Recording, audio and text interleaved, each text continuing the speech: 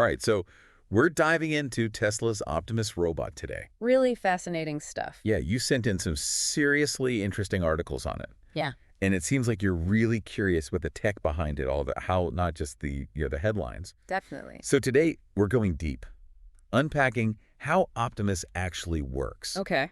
what makes it different from other robots and Teslas for that matter, and what it can actually do right now. Right. Because it's easy to get caught up in all the hype, Yeah. but we want to understand what makes this thing tick. Absolutely. One of the things that pops up a lot is this idea that Optimus isn't just a Tesla on legs, Yeah. No, not at all. that it's a totally different approach to robotics. Mhm.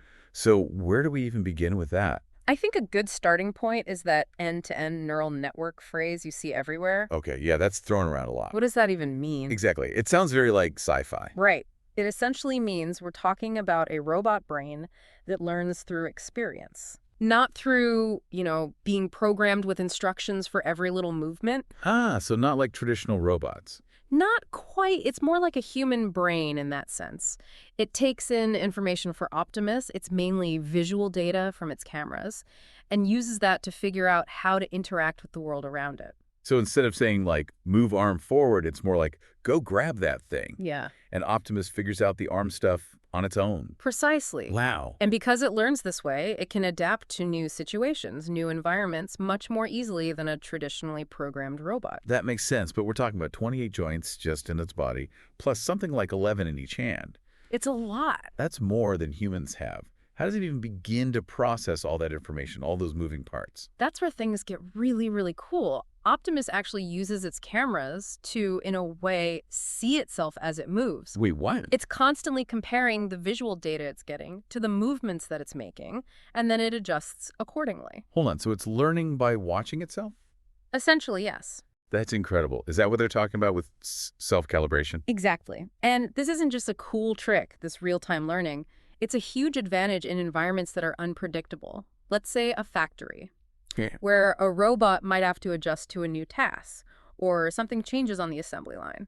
Optimus, because it can learn on the fly, can adapt way faster than a robot stuck with pre-programmed instructions. Okay, that's starting to paint a clearer picture, but how does it actually learn these really complex movements in the first place? That's another area where Tesla's doing something really different. Instead of programming every single movement, they're using something called learning through demonstration. Okay, I'll bite. Learning through demonstration. In layman's terms, what's that?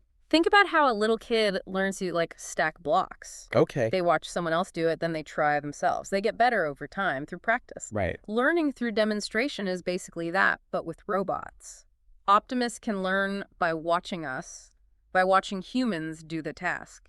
So that video of Optimus, like carefully bouncing an egg, Yeah. that's not pre-programmed. It actually learned to do that just by watching someone. You got it.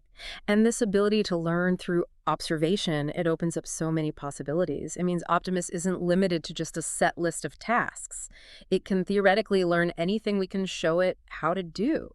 That opens up some really interesting possibilities. Like if it can learn to balance an egg, what else could it learn? What about practical stuff like around the house? Well, imagine Optimus learning your family's routines, like adapting to your needs. You could show it how to sort laundry, put away groceries, even help with cooking. It'd be like having an extra pair of hands around the house. Exactly. Ones that don't complain about chores. And because it learns by watching, it could pick up on your, specific preferences, your habits, how you like things done. So no more programming every little detail. Right. Like how I like my coffee or where my keys go. I can just Yeah. not show it. Exactly. And as it gets used to your house, your routines, it could even start to predict what you need. Like bringing you that cup of coffee when you're just settling in for the day. Okay, I have to admit, a robot that can make my coffee just the way I like it, that's tempting. But this whole learning by demonstration thing, it makes me think about how kids pick up habits, good and bad. What's to stop Optimus from learning bad habits? Or, let's be honest, from my bad habits. That's a really good point. It highlights one of the challenges of this kind of learning. Like with a child, you need to teach Optimus the right way to do things right from the start. And it really emphasizes how important that ongoing learning is. So it's not like a one-time thing. You don't just program it and it's good to go. No, not at all. It needs that constant interaction, that guidance to make sure it's learning and adapting how we want it to. Makes sense. It's a constant process, back and forth, teaching and learning. Which, when you think about it, it's kind of like how we already use technology, just not as advanced as Optimus. Exactly. Think about how we're always updating our phones, our computers, our software.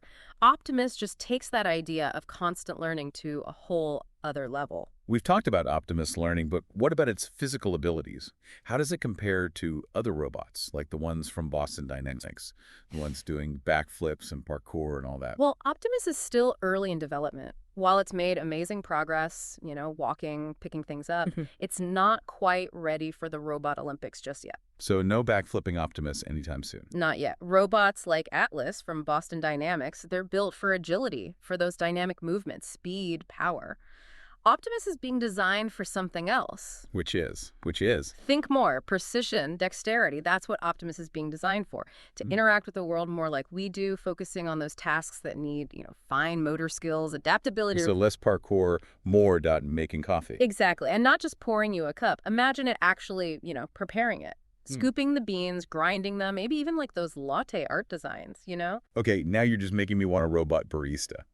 But seriously, that dexterity, that opens up so much more than just chores. Robots that could help with, like, surgery even, or really detailed manufacturing. Absolutely. And that's what's so exciting about Optimus. It's pushing the limits of what we thought robots could do. And it's designed specifically to fit into our world, our tools, our spaces. Like it's blurring the lines between what's a human job and what's a robot job. Hmm. And it's happening so fast. It really is. And that's why these conversations are so important right now. We need to be thinking about this tech, the good and the bad. For sure. Well, after this deep dive into all this info, I've got a lot to think about. What's the one thing you hope our listeners take away from all of this about Optimus? If I had to pick one thing, it's that Optimus. It's a huge sign of how far we've come with robotics and AI. But it's also a reminder that the future of this stuff, it's not decided. It's being shaped right now by the choices we make, the questions we ask, even conversations like this. So don't just watch the robot videos. Think about what they mean. I like that. That's a wrap on this deep dive into Tesla's Optimus. Hopefully you found it insightful. Until next time, keep learning, keep questioning, and keep those deep dives coming.